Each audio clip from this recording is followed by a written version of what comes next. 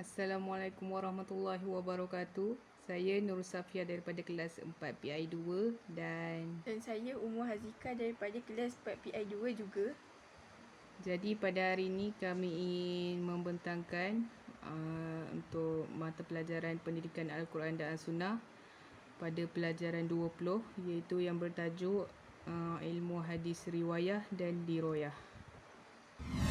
Bismillahirrahmanirrahim. Jadi pendahuluan untuk tajuk ini ialah pengertian hadis riwayah dan hadis diroyah. Untuk hadis riwayah daripada segi bahasa ialah kata terbitan masdar daripada perkataan rawa dan yarwi yang bererti memindahkan suatu berita, hikayah dan qasah.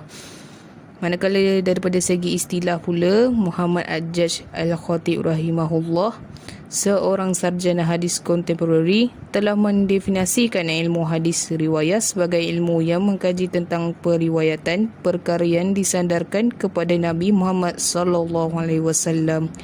Secara khusus, sama ada perkataan, perbuatan, takrir, sifat dan akhlak dengan cara yang teliti dan terperinci. Jadi hadis riwayah juga dikenali sebagai As-Sunnah, Al-Asar dan Al-Khabir. Dan yang kedua ialah hadis diroyah. Daripada segi bahasa, ia bermaksud kata terbitan masdar daripada perkataan dara dan yadri yang bererti mengetahui sesuatu. Manakala daripada segi istilah pula, menurut Ibnu Hajar Al-Asqalani rahimahullah yang telah wafat pada 852 Hijrah, hadis diroyah ialah ilmu untuk mengetahui keadaan sanad dan matan dari sudut diterima atau ditolak yang berhubung kait dengannya. Hadis diroyah juga dikenali sebagai mustalah hadis, usul al-hadis dan ulum al-hadis.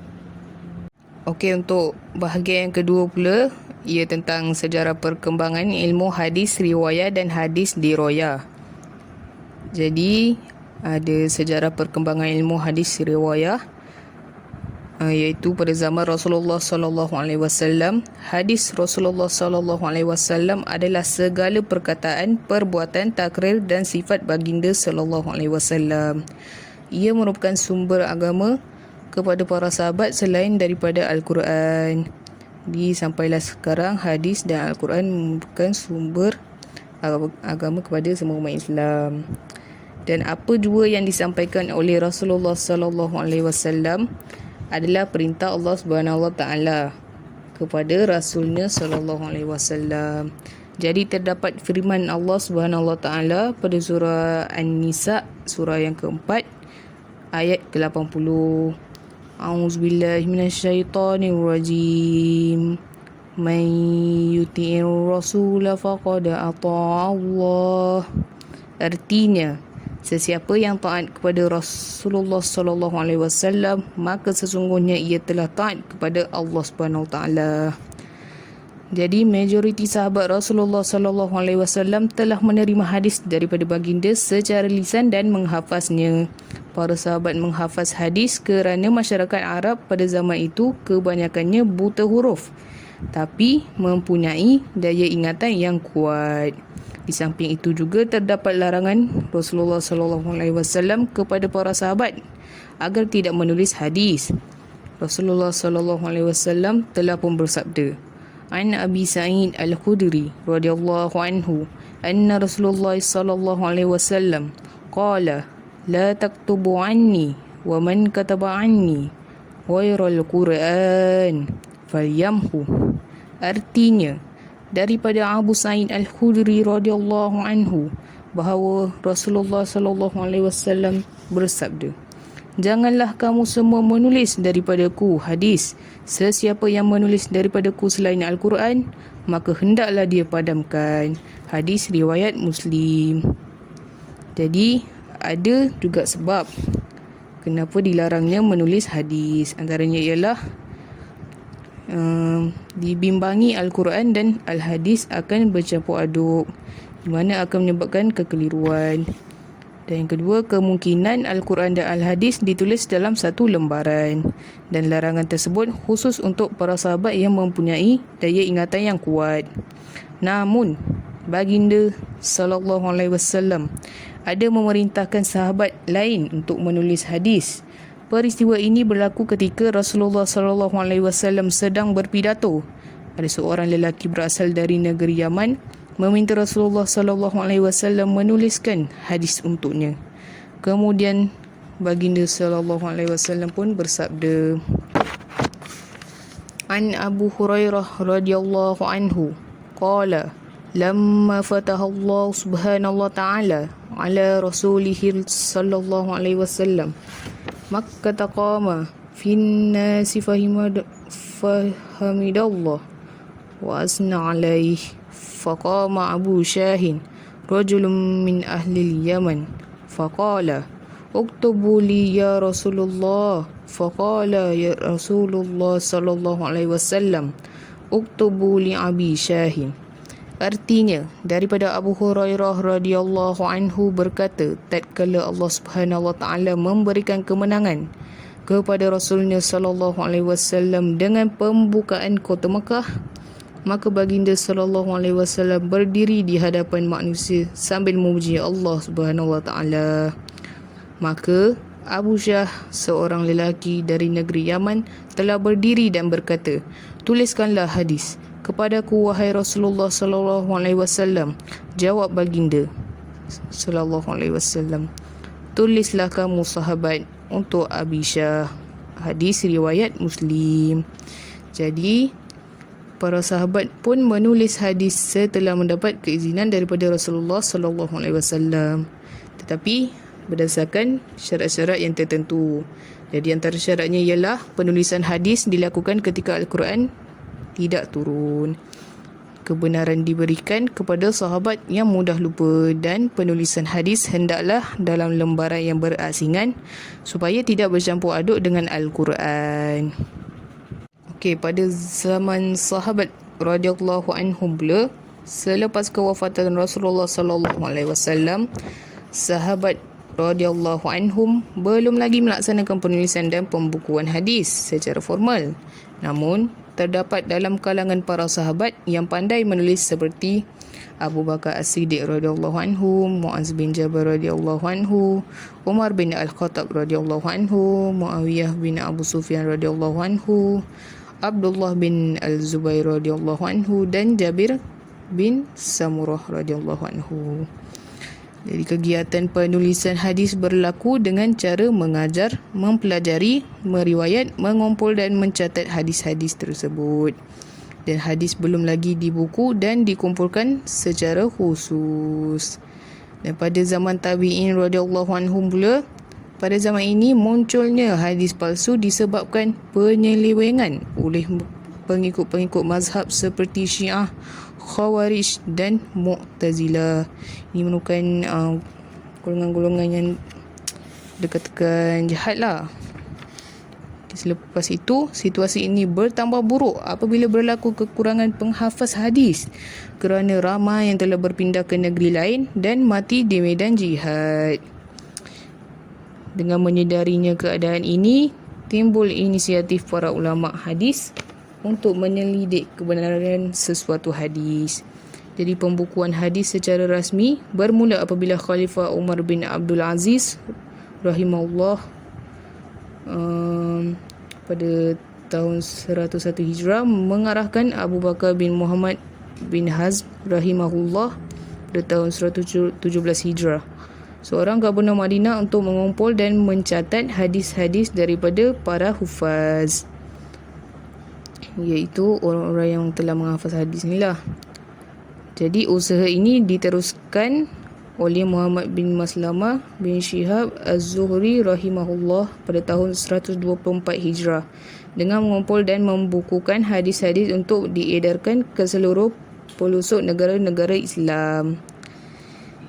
Jadi pada zaman Abbasiyah, Khalifah Abu Ja'far Al-Mansur rahimahullah telah mengarahkan Imam Malik bin Anas rahimahullah pada tahun 179 Hijrah untuk membukukan hadis, dan terhasillah kitab Al-Muwatta. Dan pada awal kurun ketiga hingga kurun keempat Hijrah, berlakulah ledakan pembukuan hadis. Dan antara kitab-kitab hadis yang dihasilkan ialah Sahih Al-Bukhari oleh Imam Al-Bukhari rahimahullah, Sahih Muslim oleh Imam Muslim rahimahullah, Sunan Al-Tirmizi oleh Imam Al-Tirmizi rahimahullah, Sunan Abi Daud oleh Imam Abi Daud rahimahullah, Sunan Al-Nasa'i oleh Imam Al-Nasa'i rahimahullah, dan Sunan Ibnu Majah oleh Imam Ibnu Majah rahimahullah. Jadi kita pun dah selesai cerita tentang sedikit sebanyak sejarah perkembangan ilmu hadis riwayah. So kita teruskan dengan sejarah perkembangan ilmu hadis riwayah. Daripada zaman Rasulullah sallallahu alaihi wasallam dan zaman sahabat radhiyallahu anhum, semasa hayat Rasulullah sallallahu alaihi wasallam, ilmu hadis riwayah diterima secara langsung daripada baginda. Apabila Rasulullah sallallahu alaihi wasallam telah wafat, para sahabat meriwayatkan apa yang mereka dengar dan hafaz kepada orang lain dengan penuh teliti dan cermat. Jadi penggunaan ilmu ini bermula pada zaman para sahabat radhiyallahu anhum, seiring dengan perkembangan hadis riwayah, dan ia berlaku secara tidak formal. Jadi ilmu hadis riwayah belum lagi disusun dan ditulis dalam bentuk kitab, tetapi para sahabat mempraktikkan beberapa kaedah dan dasar-dasar tertentu dalam meriwayatkan hadis-hadis Rasulullah sallallahu alaihi wasallam. Jadi para sahabat pun sangatlah berhati-hati dalam hal ini kerana mereka ingin memastikan kesahihan setiap hadis yang ingin diriwayatkan dengan menelidik keadaan perawi dan periwayatan mengikut disiplin ilmu hadis dan hadis riwayah. Kita pergi pula kepada zaman tabi'in radhiyallahu anhum. Jadi pada zaman ini para tabi'in juga mengamalkan kaedah yang sama dalam menerima dan meriwayat hadis Rasulullah sallallahu alaihi wasallam, walaupun ilmu mustalah hadis masih belum dibukukan pada zaman ini. Pembukuan ulum al-hadis bermula pada zaman atba' at-tabi'in sesuai dengan keperluan semasa yang semakin mendesak ukuran timbul fitnah dalam kalangan umat Islam yang dipelopori ni macam kita ni menjadi pendahuluan lah, macam benda utama oleh kumpulan Syiah dan As-Sabaiyah ni yang berniat jahat untuk memasukkan hadis Rasulullah sallallahu alaihi wasallam. Jadi ilmu al-hadis pun bermula ditulis dan dibukukan, tetapi penulisannya masih berselerak dalam kitab-kitab lain dan bercampur dengan ilmu-ilmu lain. Jadi ulama-ulama hadis telah pun membukukan hadis dengan menggunakan prinsip-prinsip, kaedah-kaedah dan istilah ilmu hadis untuk membendung masalah tersebut. Jadi ada antara sumbangan ulama dan perkembangan penulisan hadis, ilmu hadis. Jadi ulama yang pertama ialah Imam Asy-Syafi'i rahimahullah yang telah wafat pada 204 Hijrah. Jadi sumbangannya ialah pengarang pertama yang menulis sebahagian ilmu usul al-hadis dalam kitabnya Ar-Risalah dan Al-Um pada kurun ketiga Hijriyah. Dan seterusnya Al-Qadi Abu Muhammad Hasan ibnu Abdul Rahman ibnu Al-Khalad Ar-Mahurmuzi rahimahullah yang telah wafat pada 360 Hijrah. Jadi sumbangannya ia merupakan ulama yang mula mengarang kitab-kitab secara khusus yang membahaskan ilmu hadis riwayah, dan juga ulama pertama yang menulis bidang ini secara berasingan. Dan yang terakhir Imam Al-Hakim Abu Abdullah Al-Nisaburi rahimahullah yang telah wafat pada 405 Hijrah. Imam Abu Nuaim Al-Isfahani rahimahullah yang telah wafat pada 430 Hijrah. Imam Al-Khatib Abu Bakar Al-Baghdadi yang telah wafat pada 463 Hijrah, dan Imam Ibnu Salah rahimahullah yang telah wafat pada 642 Hijrah. Jadi mereka ni merupakan sekumpulan ulama yang membahaskan perkara-perkara yang telah menjadi subjek penulisan dalam kitab ulum al-hadis, seperti gharib al-hadis, mushkil al-hadis, hadis an-nasa' dan al-mansukh, ulul al-hadis dan ma'rifah al-riwayah. Seterusnya, bidang perbahasan ilmu hadis dariyah. Ilmu hadis dariyah memiliki beberapa disiplin ilmu yang berkaitan dengan sanad atau rangkaian perawi dan matan hadis. Yang pertama, bidang ilmu hadis dariyah dari segi sanad dan rawi. Al-jarhu wa ta'dil, ilmu yang mengkaji para perawi hadis dari aspek keadilan dan kekuatan hafazan mereka dan sebagainya yang menentukan kedudukan hadis yang mereka riwayatkan. Tabaqat arwah, ilmu yang mengkaji sekumpulan perawi yang menerima, memelihara dan menyampaikan hadis yang hidup dalam satu masa dan peruitan atau sanad yang sama. Rijal al-hadis, ilmu yang mengkaji tentang perawi hadis dari pelbagai aspek, bertujuan untuk mendedahkan latar belakangnya sama ada diterima atau ditolak hadis yang diriwayatkan. Tarikh arwah, ilmu yang mengkaji tarikh kelahiran dan kematian perawi dan punca pengambilan hadis. Yang kedua, bidang ilmu hadis dariyah dari segi matan. Gharib al-hadis, ilmu yang berkaitan dengan penjelasan maksud perkataan dalam matan hadis yang rumit serta sukar untuk difahami. An-nasih wal mansuh, ilmu yang mengkaji tentang hadis yang datang kemudian sebagai penghapus. An-nasih, terhadap ketentuan hukum yang bertentangan dengan kandungan yang datang terlebih dahulu. Al-mansuh. Asbab wurud al-hadis, ilmu yang membincangkan perkara yang menjadi latar belakang, sebab dan pendorong sesuatu hadis berlaku. Muhtalaf al-hadis, ilmu yang membincangkan percanggahan antara dua hadis pada maknanya yang zahir.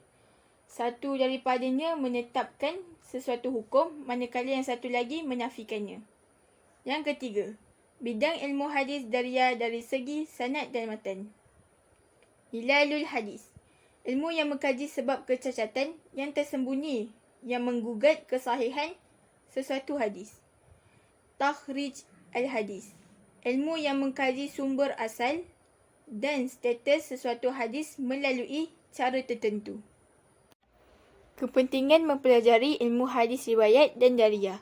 Ilmu ini merangkumi penyelidikan berkenaan perawi, syarat dan jenis hadis beserta hukum dan kedudukan sesuatu hadis sama ada sahih, hasan atau dhaif. Selain itu, ilmu ini merangkumi kajian berkaitan kefahaman nas-nas dan teks hadis. Kepentingan mempelajari ilmu hadis riwayat. Yang pertama, pemeliharaan syariat Islam, penetapan hukum halal atau haram dapat dilaksanakan dengan baik. Yang kedua, ulama yang mahir dalam ilmu hadis riwayat akan meriwayatkan hadis baginda Rasulullah SAW dengan periwayatan yang tepat secara teliti, amanah dan berhati-hati seperti mana yang didengari. Yang ketiga, ulama ilmu hadis merekod semula apa yang disalin tanpa penambahan dan pengurangan perkataan atau ayat. Yang keempat, setiap hukuman dan undang-undang syariat yang disampaikan lebih praktikal dan mengikut sunnah Rasulullah SAW dengan betul dan tepat. Kepentingan mempelajari ilmu hadis dariyat. Yang pertama, memastikan umat Islam selamat daripada penyelewengan dan kesalahan apabila menerima dan menyebarkan hadis. Yang kedua, membezakan antara hadis sahih dengan maudhu' daripada sumber pengambilannya. Yang ketiga, hadis terpelihara daripada sebarang campur aduk unsur asing. Tindakan untuk menggunakan ilmu hadis riwayat dan dariyat sebagai panduan dalam kehidupan. Hadis merupakan sumber syariat Islam, manakala ilmu hadis pula berfungsi untuk memastikan hadis Rasulullah SAW kekal sebagai rujukan umat Islam. Sewajarnya kedua-dua elemen ini perlu dimanfaatkan sebaik mungkin untuk mendapat rahmat Allah di dunia dan di akhirat. Berikut adalah tindakan yang perlu diambil untuk mencapai matlamat tersebut. Bagi sasaran individu, setiap Muslim hendaklah membaca dan mempelajari kitab-kitab hadis seperti Sunan Al-Sittah daripada guru yang mengiktibar. Murid hendaklah mendalami ilmu ini sebagai asas dan acuan terbaik untuk memahami agama. Bagi sasaran masyarakat pula, setiap lapisan masyarakat hendaklah mengikuti pengajian hadis di masjid dan di surau untuk mendalami ajaran agama. Anggota masyarakat perlu bertanya dan merujuk kepada orang yang pakar dalam bidang hadis supaya tidak terpesong daripada ajaran Islam yang sebenar. Yang terakhir, sasaran kerajaan. Badan-badan kerajaan perlu bergerak aktif menterjemahkan karya berbahasa Arab ke bahasa Melayu untuk memudahkan umat Islam membuat rujukan. Pihak kerajaan melalui institusi agama Islam perlu mengadakan ceramah, seminar dan persidangan hadis kepada masyarakat. Sekian, terima kasih daripada kami. Wabillahi taufiq wal hidayah. Wassalamualaikum warahmatullahi wabarakatuh.